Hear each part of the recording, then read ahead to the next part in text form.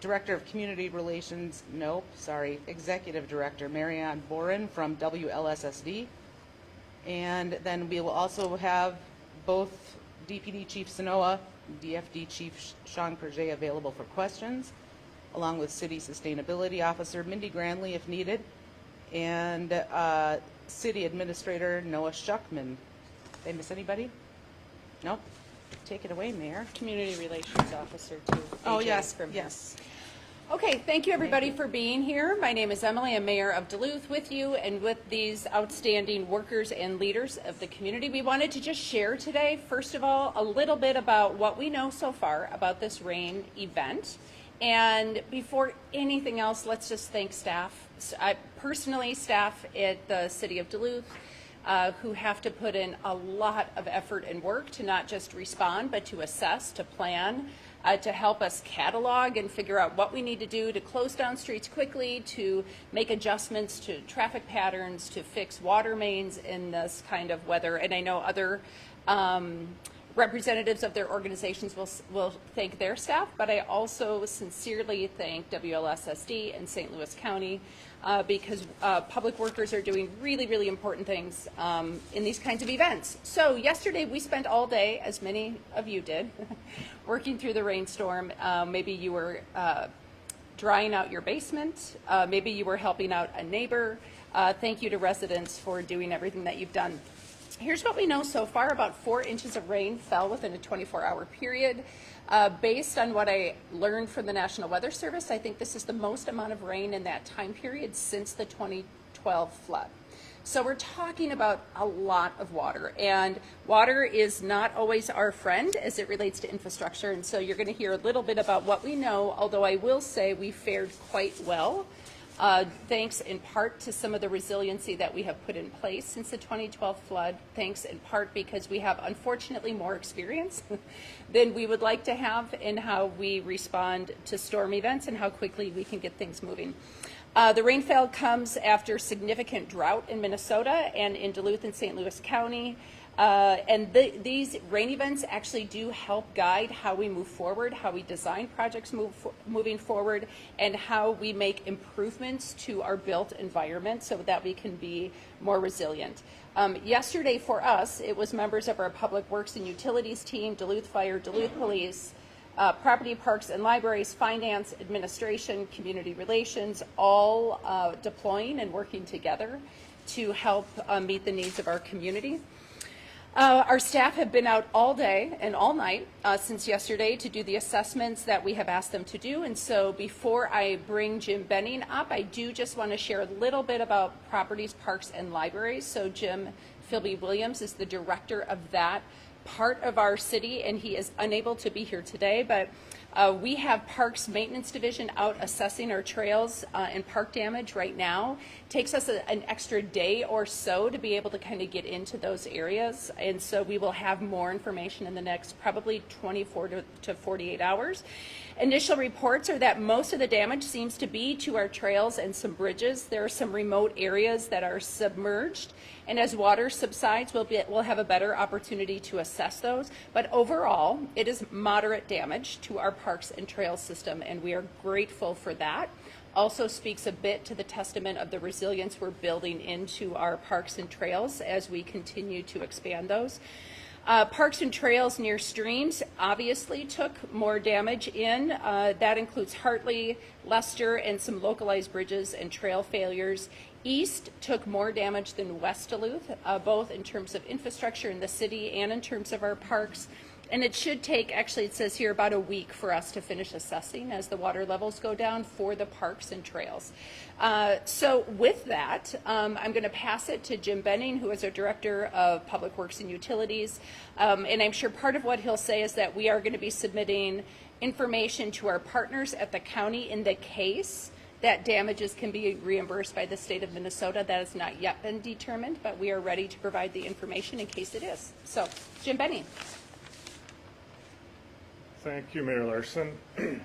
Once again, Jim Benning, Public Works Utilities Director for the City of Duluth. Happy to report, like the mayor said, that the damage was not as bad as it could have been. I drove around yesterday looking for carnage, and I didn't find any, fortunately. Most of the damage was on the eastern part of the town in the following watersheds: the Tisher Creek watershed, the Chester Creek watershed, and the Miller Creek watershed. We did close some roads around town temporarily, and also happy to report that all of the roads within the city limits are now open again. There's a few areas that might have cones on them. People should drive around those, but the roads are now passable. We did have 4 sanitary sewer overflows yesterday. The locations are 60th Avenue East near the lake, 52nd Avenue East and Dodge, 22nd Avenue East near Water Street, and Lift Station 6, which is near the corner of the lake in the downtown area. Currently out repairing damage. Street maintenance is doing the heavy lifting for the city of Duluth. We've got 3 grader crews east and 3 grader crews west, concentrating on gravel alleys. Each one of them is followed behind 1 or 2 dump trucks full of gravel. So people that had their alleys wash out or live on gravel roads, those are getting repaired. The remainder of street maintenance employees are driving around the city looking for additional damage and fixing things that they can do just with a small crew. Sweeping operations will begin tomorrow for the cleanup of gravel that spilled out over into the streets and leaves and debris and things like that. Utility operations is also assisting. They're concentrating mainly on the storm sewer system, and a few areas to report of note. The 9,000 block of East Superior Street, far east Duluth, there's a culvert or 2 that's undermined in that area. Norton Road, the culvert that washed out during the spring, there was some slight damage to one of the abutment areas, the end walls, and that's being repaired, but the road was never closed, never in jeopardy, and that will have a permanent repair next summer. Niagara Street near St. Scholastica has a fairly significant undermining problem there. That's been patched and also passable. And we've got just general debris in a lot of our culverts that we're going to be removing within the next couple of weeks. City staff also investigated or inspected the Hartley Dam. It's in fine shape and intact. So that's the damage that I'm aware of at this time. Obviously, staff is still investigating, and we will repair things as we find them. And if residents find any damage that they want to report to us, they can report that at 730-4000. So in closing, once again, I think our system fared very well, and just like the mayor said, want to thank the city staff and county staff and WSSD staff that was out working on this over. It always happens on a weekend, Sunday, or it happens at 3 o'clock in the morning, most inconvenient times, but staff did respond great in this case. And I'll pass it off to Jim Fold. It's the Jim show, I guess. Thank you, Director Benning. Good afternoon. My name is Jim Faldesy. I'm the St. Louis County Public Works Director. I'll give a quick summary of kind of our experience with St. Louis County infrastructure. So St. Louis County has about 25 locations that received some sort of damage over the weekend. The damaged areas are mostly confined to the very southeast corner of the county in Duluth, Lakewood, and Normanna townships. About half of the damaged areas are shoulder washouts, and then the other half are small culverts, mostly on gravel roads. And those are typically a road overtopping, and it's washing away some of the gravel around the culvert area. So we were out yesterday and again today addressing these issues, and we should have all of our roads repaired and back open by the end of the day today, with the exception of the Strand Road between Jean Duluth Road and Washburn Road. That's probably our most damaged location. Will probably be about $50,000 worth of work to repair that location, but our folks were saying they were trying to get that one open by the end of the day as well, so we'll see. And then also the Fox Farm Road at the Sucker River crossing. There we're just waiting for the water to recede. We don't expect there to be a lot of damage at that location. So most roads will be open by the end of the day, and also most repairs will be completed. The water is receding, thankfully, at all the locations that had issues. And again, a big thanks to our maintenance crews out there who are working hard to get the repairs done. So yes, St. Louis County's infrastructure has sustained some damage in this event, but it is the kind of damage that can be fixed in days, not weeks or months or years, as we saw back in 2012. Oddly, this is really a success story that it wasn't much worse. Many of the large box culverts, bridges on the larger stream and river crossings were replaced following the 2012 flooding event, and we are now reaping the benefits of a more resilient infrastructure system that can stand up to occurrences like this. The city of Duluth, Hermantown, Proctor, Rice Lake, MnDOT, and others, including the townships, can say the same. That the flood really did have a silver lining in 2012, and we were able to replace a lot of our structures and increase capacities.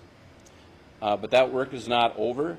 We've been performing resiliency planning with the city of Duluth, FEMA, and others to continue addressing infrastructure vulnerabilities. So that work goes on. St. Louis County Emergency Management is working with the city of Duluth and the surrounding townships to compile damage assessments to determine if it will rise to the level of a state or federal disaster declaration. With St. Louis County Public Works, we're estimating about $100,000 to $150,000 worth of damages at this time. That's an early assessment. All entities need to report a combined total of over $440,000 in damages in St. Louis County to meet the state declaration threshold. So we'll be working with our partners to add up those numbers and see where that lands. And then finally, a reminder again about safety. Don't drive through standing water when these types of events occur. Turn around, don't drown. We hear that saying quite often in these situations. Call 911 to report unsafe road conditions that are not already marked with signs and barricades. You know, we find that in flooding situations like this, the problems move. We have to chase them around as that water goes through the drainage system. And so something that wasn't flooded, 5 hours later, it might be. So we can't chase around the county and be everywhere at once. So we really appreciate the eyes and ears of our citizens to report these situations by calling 911 when they do occur. And we also thank the public for its patience as we make the repairs out there. So with that concludes my remarks.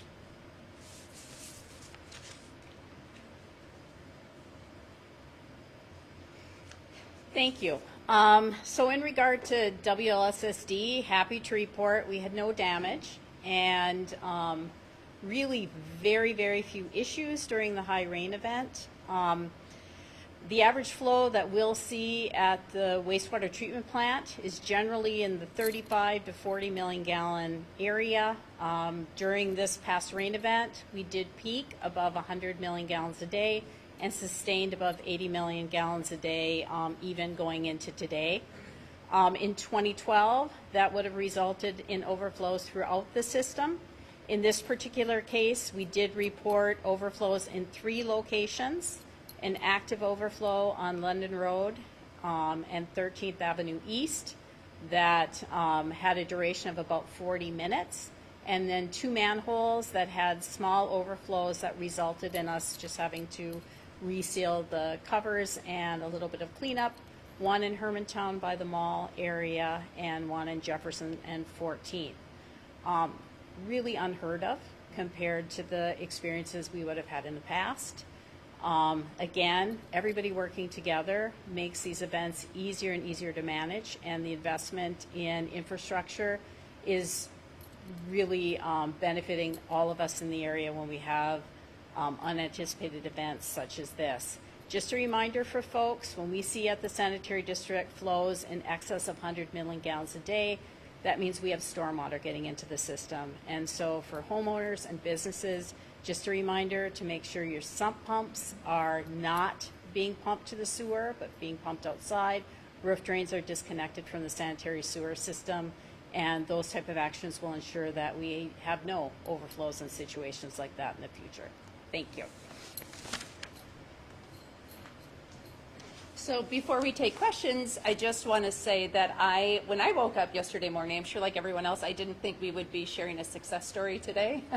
But I'm so proud of these partners who have taken advantage of every kind of funding opportunity that we've had to create resilience in our system and to make sure that the inconvenience of changing weather and the impact of these major rains are as minimal as possible for our residents.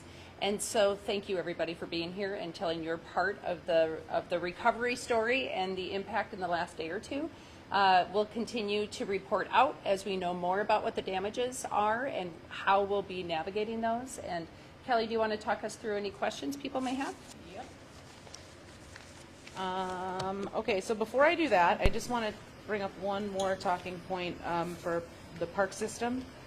Because our natural surface trails are pretty saturated at this point, a lot of them have seen a little bit of damage to maybe some moderate damage, and we want to make sure that people stay off of those trails until they're fully dried out. So we ask residents to just be aware of that, and if you need a definition, a natural surface trail is anything that's not paved in the trail system. With that, does anybody have any questions for anyone in the room? Jim, maybe you could come up and... Which Jim? Don't worry, it won't be a hard one. You know, we did have a lot of rain over the weekend, but when did, it kind of was like off and on, it seemed like, so when did your people start getting reports of the problems? Was it like kind of right away in the morning Sunday? I know we got some downpours late Saturday night too, so. Yeah, I believe the majority of it happened when people woke up and saw the damage. It's obviously started raining before that, but the true extent of it became a little more evident as the light came up and people started milling around the city. It wasn't bad. Other questions? Really?